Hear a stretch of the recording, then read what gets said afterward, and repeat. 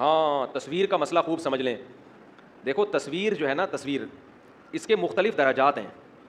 کچھ تصویریں ایسی ہیں جن پر پوری امت کا اتفاق ہے کہ یہ بالکل حرام در حرام اور کبیرہ گناہ. کچھ اس سے کم درجے کی، کچھ اس سے کم درجے کی.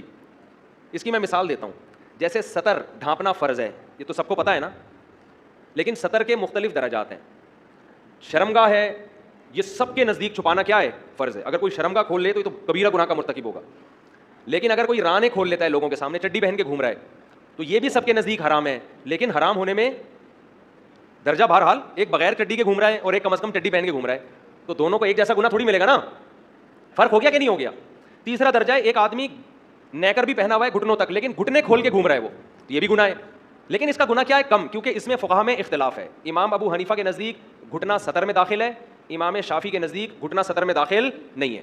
تو اب چونکہ اختلاف آ گیا فقہا کا، تو گناہ کی نوعیت کیا ہو گئی؟ بڑھ گئی یا کم ہو گئی؟ کم ہو گئی نا. ناف جو ہے، ناف، اس سے نیچے کا ایریا تو سب کے نزدیک کھولنا حرام ہے. ناف بھی سطر میں داخل ہے یا نہیں ہے؟ تو امام ابو حنیفہ کے نزدیک سطر میں داخل نہیں ہے، امام شافعی کے نزدیک سطر میں داخل ہے. تو ناف اور گھٹنے کیا ہو گئے؟ اب اختلافی ہو گئے نا. اور مثال سے بات سمجھاتا ہوں. دیکھو ہم جو گوشت کھاتے ہیں ان میں کچھ گوشت ایسے ہیں جو حرام ہیں، لیکن ان کے بھی درجات ہیں. سور کا گوشت سب فقہا کے نزدیک حرام ہے. اگر سور کے گوشت کو کوئی حلال کہتے تو اسلام سے ہی خارج ہو جائے گا، اتنا سخت حرام ہے. باقی درندے بھی حرام ہیں، لیکن آپ اگر آتے رہیں ایک اسٹیج ایسی آئے گی پھر جس میں اختلاف آنا شروع ہو جائے گا. یہ جو گو ہے، گو نواز گو والا گو نہیں، یہ جو جنگل میں گو بڑی چھپکلی ہوتی ہے، یہ حنبلی علماء اور امام شافعی کے نزدیک جائز ہے، امام ابو حنیفہ کے نزدیک یہ جائز نہیں ہے. تو اب گو اگر کوئی کھاتا ہے تو اس پہ سور والا حکم نہیں لگا. ہم تو منع کریں گے، دلائل کیا ہیں یہ ایک الگ بحث ہے.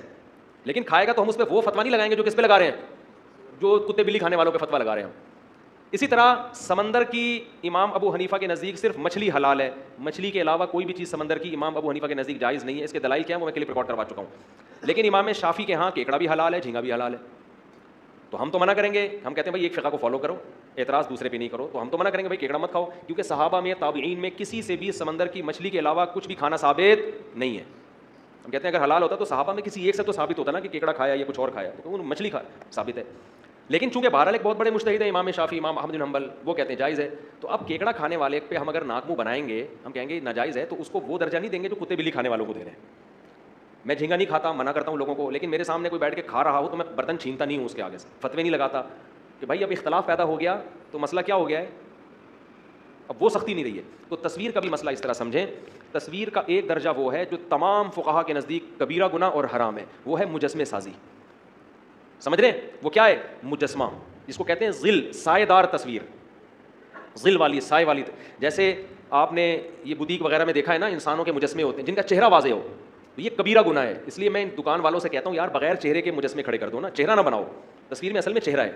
تو یہ سب سے حرام ہے، اس پر بڑی شدید وعیدیں ہیں. آپ نے اگر بزنس کرنا ہے، مجسمہ کھڑا کرنا ہے، اس کے چہرے کے نقوش کو واضح نہ کریں. ویسے بھی چہرہ دکھا کے کرنا کیا ہے، آپ نے کچھ بھی لا کے رکھ دیں اس کے کھوپڑی کے اوپر، سمجھتے ہو؟ تو یہ سب سے زیادہ کیا ہے؟ حرام ہے. البتہ اس میں بچیوں کے کھیلنے کے لیے جو گڑیا ہوتی ہے وہ بھی ہے تو مجسمہ، لیکن اس میں فقہا کا اختلاف ہے. بعض فقہا کہتے ہیں کہ بچی کے لیے گڑیا سے کھیلنا جائز ہے، امام ابو حنیفہ کے نزدیک وہ بھی جائز نہیں ہے. سمجھتے ہو؟ اب اگر کوئی بچی کے لیے گڑیا خرید کے لائے گا تو ہم اس کو ناجائز کہیں گے، لیکن اس پہ وہ فتویٰ نہیں لگائیں گے جو ایک آدمی نے اپنی شاپ پہ مجسمے رکھے ہوئے ہیں. کیونکہ بچی کی گڑیا میں کیا ہو گیا؟ اختلاف ہو گیا نا. میری بچی کے پاس بھی گڑیا ہے، لیکن ہم نے کیا کیا، اس گڑیا کے منہ پہ کپڑا لپیٹ دیا اس کو نا، وہ تاکہ تصویر اس کی غائب ہو جائے. تو وہ بچوں کو تھوڑی سے، وہ بچے پھر بھی بچیوں کو گڑیا سے بڑی دلچسپی ہوتی ہے. تو اس میں ہم نے گڑیا خریدی اور دکان والے کو میں نے بتا دیا کہ میں گڑیا تو خرید رہا ہوں لیکن اس کا منہ میں چھپا دوں گا، کہیں وہ ایسا نہ ہو کہ وہ بولے کہ ادھر بیان تو کہتے ہیں تصویر حرام ہے، ادھر بچوں کے لیے گڑیا خرید رہے ہیں. اس کو میں نے بتا دیا، تو پروپیگنڈے کا دور ہے نا. تو اس کے منہ پہ ہم نے وہ کپڑا چڑھا دیا، اس کا منہ مارکیٹ سے کیا ہو گیا، بچی اسی کو لے کے گھوم رہی ہوتی ہے. بچیاں تو بڑی پیاری ہوتی ہیں چھوٹی، اس کو کھلا رہی ہیں، پلا رہی ہیں، بچیاں گھر کی رونق ہوتی ہیں. خیر، تو اب کیا ہے، لیکن اگر کوئی ویسے بھی گڑیا رکھ لیتا ہے تو اس پہ وہ فتویٰ بہرحال نہیں لگایا جائے گا. تو پہلا درجہ تصویر کا کیا ہو گیا؟ بت بنانا یا یہ مجسمے بنانا. دوسرا درجہ ہے ہاتھ سے دیوار پہ یا کاغذ پہ یا کپڑے پہ جاندار کے چہرے کی تصویر بنانا ہاتھ سے. سمجھ رہے ہیں؟ بعض فقہا اس کے جواز کے قائل ہیں، لیکن جمہور فقہا اس کو بھی کیا کہتے ہیں؟ حرام. اور حرام ہونے کے دلائل بہت واضح ہیں. بخاری مسلم کی واضح احادیث ہیں کہ جس نے تصویر بنائی من اشد الناس عذابا یوم القیامہ, قیامت کے دن سخت ترین عذاب ہوگا اس کو, اور اللہ کہے گا اس میں جان بھی ڈالو, جو تم نے بنایا ہے نا اس کو انسان بناؤ. تو اپنے ہاتھ سے پینٹنگ کر کے جانور کے چہرے کی تصویر یا انسان کے چہرے کی تصویر بنانا بھی گناہ کبیرہ ہے. اگرچہ بعض فقہا کے یہاں گنجائش ہے, لیکن صحیح قول کیا ہے کہ اس کی اسلام میں گنجائش نہیں, کیونکہ بہت واضح احادیث ہیں. سمجھتے ہو؟ تیسرا درجہ ہے ہاتھ سے تصویر نہ بنائیں آپ, بلکہ کیمرے سے پکچر لیں. کیا لیں؟ کیمرے سے, اور وہ ڈیجیٹل فارم میں نہیں ہو بلکہ وہ البم میں ہو. بات آ رہی ہے سمجھ میں؟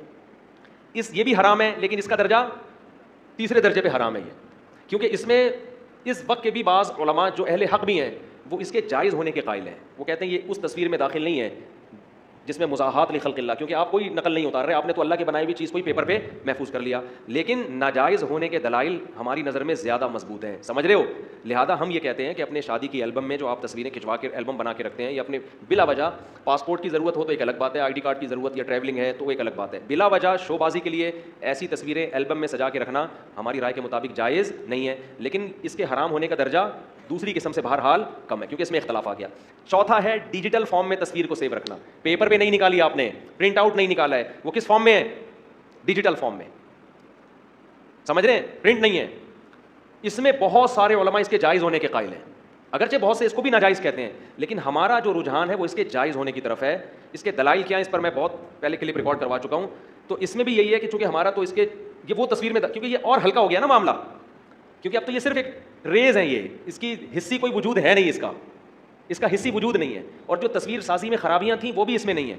تصویر میں تعظیم ہوتی ہے, لوگ بزرگوں کی تصویریں دکانوں پہ لٹکاتے ہیں, اسلام اس تعظیم کو پسند نہیں کرتا. ڈیجیٹل فارم میں جب تک تصویر ہوتی ہے اس میں تعظیم کا تصور نہیں ہوتا. دوسرا, اس میں مزاحات لخلق اللہ, اللہ کی تخلیق کا عنصر بھی ختم ہو جاتا ہے. اس لیے کہ لوگ جب ٹی وی کی اسکرین یا کمپیوٹر کی اسکرین پر پکچر دیکھتے ہیں تو کبھی یہ نہیں کہتے کہ فلاں کی تصویر ہے, بلکہ کہتے ہیں فلاں آیا ہوا ہے ٹی وی میں بیان دینے کے لیے, فلاں کا بیان میں نے سنا ہے. تو اس میں اللہ کی تخلیق کی مشابہت بھی کیا ہے ہماری رائے میں کم ہے. تو یہ اور کم ہو گیا معاملہ اس. تو اس لیے ہم یہ کہتے ہیں کہ اگر آپ نے اپنی شادی بیاہ کی یادگاریں محفوظ رکھنی بھی ہیں تو البم میں بنانے کے بجائے آپ ڈیجٹ فارم میں اس کو محفوظ رکھیں. اپنی شادی کی ویڈیو بنا کے پھر بعد میں اس کو دیکھ کے رویا کریں آپ, تاکہ بعد میں رونے کے لیے کچھ تو یادگار ہو نا آپ کے پاس. سمجھ میں آ رہی ہے؟ بعد میں آپ ورنہ بھول جائیں گے کیا ہوا تھا میرے ساتھ, کس نے ٹوپی کرائی تھی, کس نے رشتہ بتایا تھا, کس انٹی نے آ کے غلط جگہ نکاح کر دیا. عورتیں یہ کہہ رہی ہوتی ہیں کہ اس نے یہ بندہ میرے متھے لگا دیا, اور مرد کہہ رہا ہو. تو یہ آپ کی ایک یاد, اگر کرنا ہے بہتر تو یہ کہ یہ بھی نہ کرو یار, کیا کرنا ہے. لیکن اگر رکھنی ہے تو پھر ڈیجیٹل فارم میں یہ درجہ کیا ہو جاتا ہے کم. لیکن اس میں بھی بے حیائی والی تصویریں تو وہ تو بے حیائی کی وجہ سے حرام ہی رہیں گی, سمجھتے ہو. اور اس سے بھی آخری درجہ لائیو پروگرام, آپ ڈیجٹ فارم میں سیو نہیں کر رہے بلکہ لائیو دکھا رہے ہیں, یہ اور کم ہو جاتا ہے. اس میں تو بڑے بڑے علماء اس کو تو کہتے ہیں اسے تصویر میں, کیونکہ بالکل عکس کی طرح ہے. جب تک شیشے کے سامنے آپ ہیں, نظر آ رہے ہیں, شیشے کے سامنے سے ہٹ گئے تو کیمرے کی اسکرین کے سامنے ہیں تو آ رہے ہیں, اور اسکرین سے ہٹ گئے تو غائب ہو گئے. تو لائیو میں تو اس میں تو کوئی دوسری رائے ہے نہیں. تو یہ تصویر کے کچھ احکام تھے جو میں نے بیان کر دی. جی کہہ رہے ہیں جی اگر جیب میں پٹوے میں تصویر موجود ہو تو پھر نماز ہو جائے, کیونکہ چھپی ہوئی تصویر ہے نا, اس لیے نماز. تصویر اگر بہت چھوٹی ہے, نظر ہی نہیں آ رہے نقوش, تو بھی حرام نہیں ہے, اور چھپی ہوئی ہے تو بھی حرام نہیں ہے. ایسی تصویر جو واضح ہو چہرے کے نقوش, وہ تصویر پھر اس میں نماز نہیں ہوتی.